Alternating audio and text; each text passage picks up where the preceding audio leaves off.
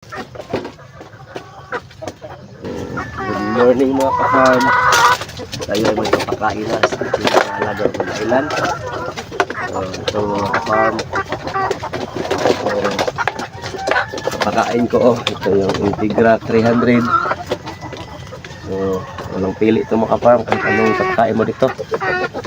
So, kahit yan, ito napakagandang alagaan ng mga manok ka-farm kasi kahit anong papakain mo, pwede sila, no? Para rin silang native na Philippine native chicken. So, kapakain na tayo. Pakita ko sa inyo gaano kasaya, gaano kaganda mag-alaga ng mga manok. Ano? So,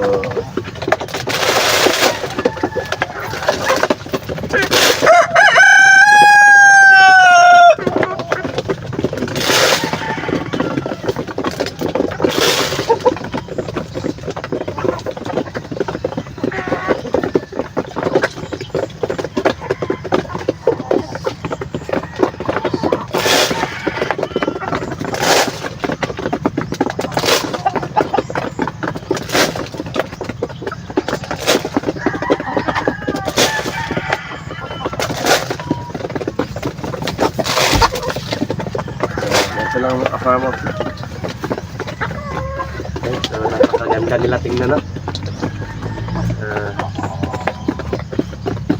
Yun, malulusog yung mga manok natin mga ka-farm. Ito lang yung pakain ko.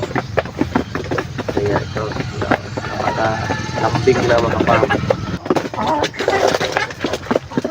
Yun, ang malaki din yan. Yung tandang ko.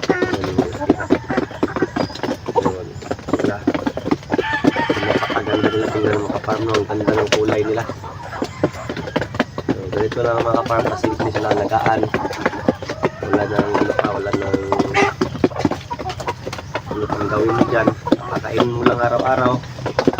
Sa akin mga ka-farm, isang araw 2 beses, tapos walang 12 noon mga ka-farm is papa-snack lang ako.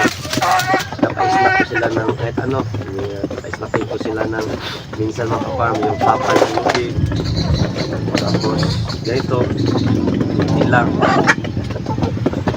yung sa umaga pagtusawa yung kainan nila yun, yan ko naman ng dami kaya ito mga farm ang gaganda yung nating na, no?